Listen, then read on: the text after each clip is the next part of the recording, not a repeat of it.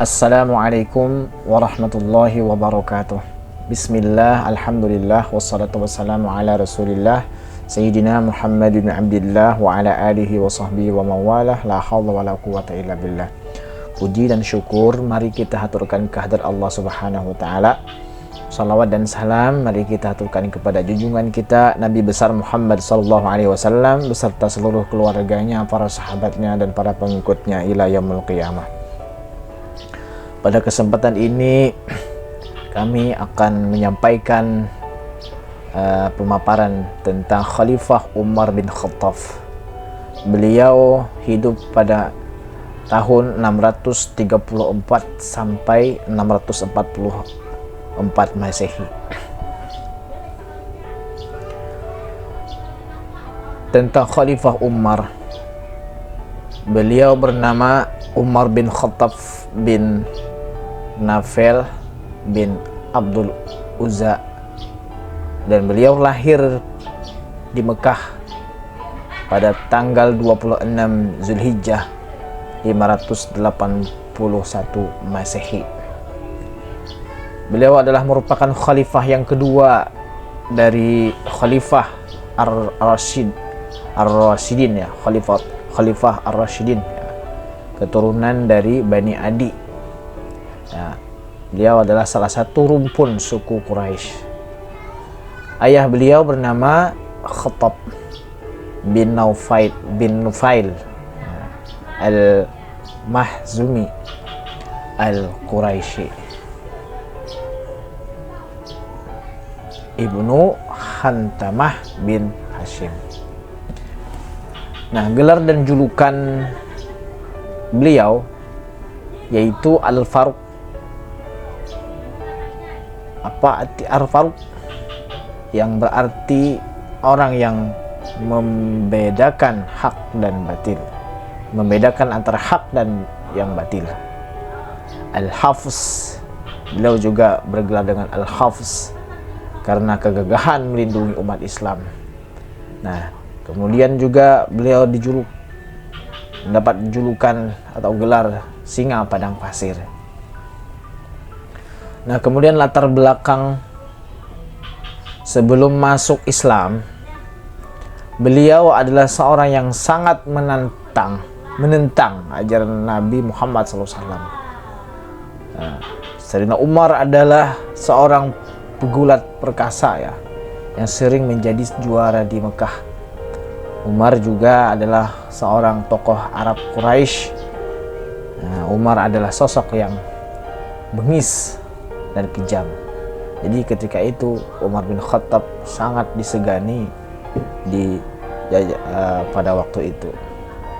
Bahkan menurut riwayat, ketika beliau marah maka akan keluar dari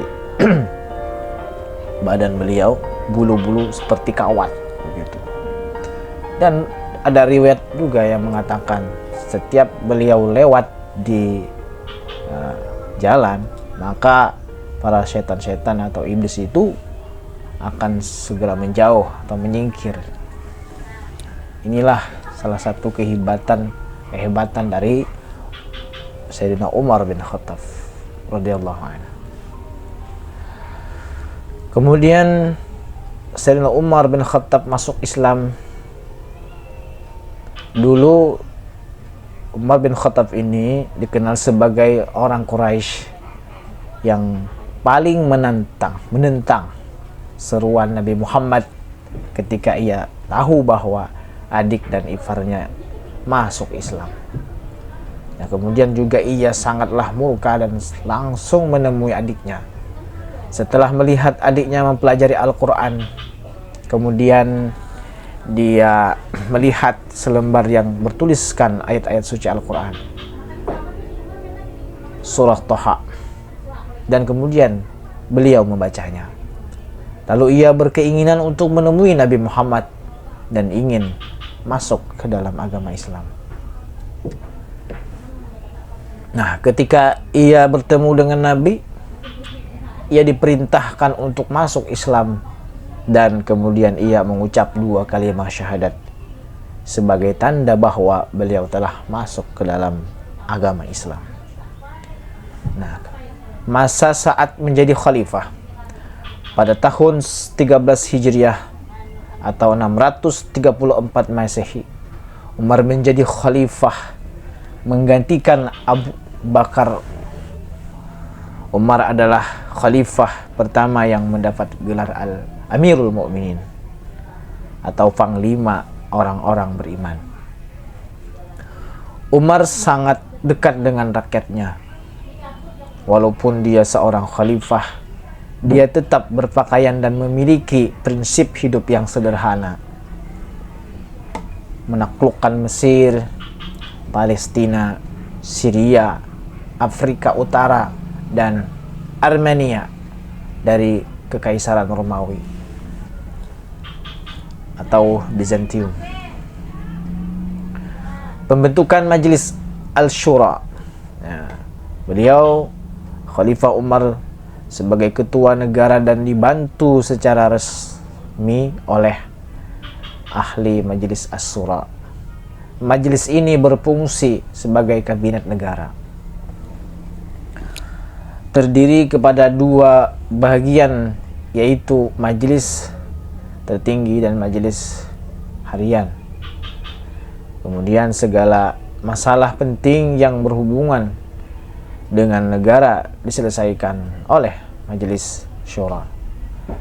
Kemudian khalifah tiada mempunyai istimewa dalam menentukan atau membuat keputusan tertentu tanpa persetujuan majelis. Ini pembentukan Majelis Asy-Syura. Khalifah Umar sebagai ketua negara dan dibantu secara resmi oleh ahli Majelis Asy-Syura. Kemudian meluaskan wilayah pentadbiran. Beliau berhasil memperluas wilayah seperti wilayah-wilayah Irak, Syria, dan Mesir, sehingga beliau terpaksa menghadapi masalah pentadbiran wilayah yang ditakluki dari segi politik, sosial, dan ekonomi. Kerajaan Islam pada masa itu berjaya menguasai Baitul Maqdis dan Damsyik, ya. Kemudian mewujudkan pembagian wilayah. Wilayah-wilayah pentadbiran dibagi dalam beberapa wilayah antara 6 hingga 8 wilayah seperti Madinah, Mekah, Jazirah Mesir, Irak, wilayah selatan, dan wilayah timur. Setiap wilayah ditadbir oleh seorang gubernur atau wali atau seorang ketua setiap usaha, dan mereka dibantu oleh para pegawai tertentu mengikut jabatan masing-masing. Pegawai-pegawai awam yang lain ialah ketua setiap usaha tentara, pegawai pemungut cukai, dan hakim wilayah. Di setiap wilayah terdapat pegawai-pegawai tertinggi angkatan tentara. Pelantikan pegawai secara bersurat dibuat secara bersurat dengan melampirkan sesuai tugas dan bidang kuasa mereka. Antara pegawai terkenal dalam pentadbiran beliau ialah Muawiyah bin Abu Sufyan, Amr bin Al-As, Mukhirah bin Sukbah, dan Zaid bin Sumiyah. Setiap pegawai yang dilantik dan berkhidmat untuk negara akan diberi gaji tetap. Terdapat beberapa pegawai yang tidak mau menerima gaji karena sifat takwa mereka. Dan setiap pegawai juga tidak dibenarkan menanggung atau menaiki kuda Turki, memakai pakaian halus, tidak memakai topeng yang tidak memakai tepung, tidak memakai tepung yang diayak, dan tidak menggunakan penjaga rumah pintu kediaman. Pembaharuan pembangunan ekonomi. Beliau mendirikan Baitul Mal dengan tujuan mengumpul dan menguruskan harta dan khazanah kerajaan. Segala bentuk hasil negara seperti cukai tanah, cukai perlindungan, ghanimah atau harta perang, usyur atau cukai perniagaan, atau harta peninggalan orang mati yang tidak ada ahli warisnya akan dimasukkan ke dalam Baitul Mal. Penggunaan kalender Hijriah. Khalifah Umar adalah orang yang bertanggung jawab menentukan tahun hijrah dalam kalender Islam. Takwim atau kalender ini dimulai pada tahun 17 Hijriah, bertujuan untuk memudahkan urusan pentadbiran negara terutama dalam bidang pendidikan. Kemudian penambahan jabatan baru. Penambahan jabatan baru yang mana setiap wilayah mempunyai jabatan penting seperti jabatan tentara, jabatan percukaian, jabatan polisi, jabatan pembendaraan negara, dan jabatan qadi. Nah, jabatan kehakiman dipisahkan daripada jabatan lain yang melakukan penyelewengan, dan qadi-qadi tidak dibenarkan melibatkan diri dalam perniagaan. Kemudian peristiwa kematian atau terbunuhnya Abu Bakar As-Siddiq radhiyallahu anhu. Beliau dibunuh oleh Abu Lu'lu'k. Abu Lu'lu'k menusuk Umar ketika sedang sholat subuh. Nah, pembunuhan dilatar belakangi dendam pribadi terhadap Umar. Peristiwa terjadi hari Rabu 25 Zulhijjah 23 Hijriah atau 644 Masehi. Setelah kematiannya, jabatan khalifah dipegang oleh Utsman bin Affan. Nah, tatkala Khalifah Umar berangkat ke masjid seperti biasanya menunaikan sholat subuh, langsung saja ia menyerang. Dia menikamnya dengan 3 tikaman dan berhasil merobohkannya.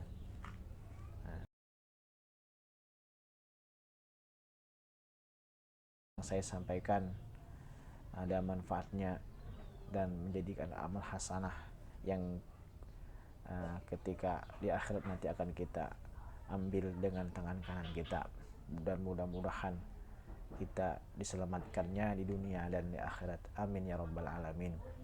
Salah hilaf mohon maaf. Billahi taufiq wal hidayah. Assalamualaikum warahmatullahi wabarakatuh.